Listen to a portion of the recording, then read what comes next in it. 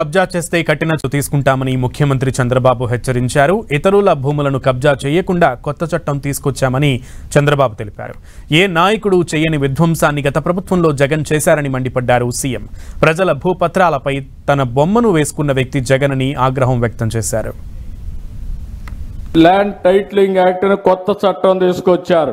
ఆ land titling act లో ఆనాటి ముఖ్యమంత్రి గుమస్తాన్లు పెట్టుకుని మీ భూమి మీద పెత్తనం చేసే పరిస్థితికి వచ్చాడంటే ఎంత దుర్మార్గం మీరు ఒక్కసారి ఆలోచించుకోవాలి.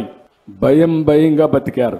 మీ భూమి వేరే వాళ్ళు కబ్జా చేసిన మీ భూమిని 22A పెట్టినా మీ భూమి మీద కాదని చెప్పినా మీరు మాట్లాడాలంటే భయపడిపోయే పరిస్థితికి వచ్చారు.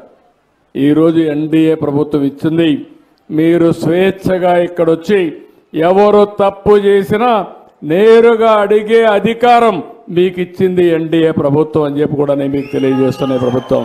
ఈ 2024 ల్యాండ్ గ్రాబింగ్ యాక్ట్ లో చాలా పటిష్టంగా తీసుకొచ్చాం.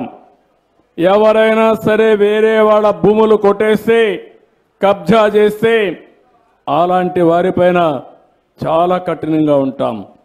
భూ ఆక్రమణ చేసిన, బలవంతంగా బెదిరించి లాగేసుకున్న, మోసం చేసి లాగేసుకున్న కొత్త చట్టం వర్తిస్తుంది.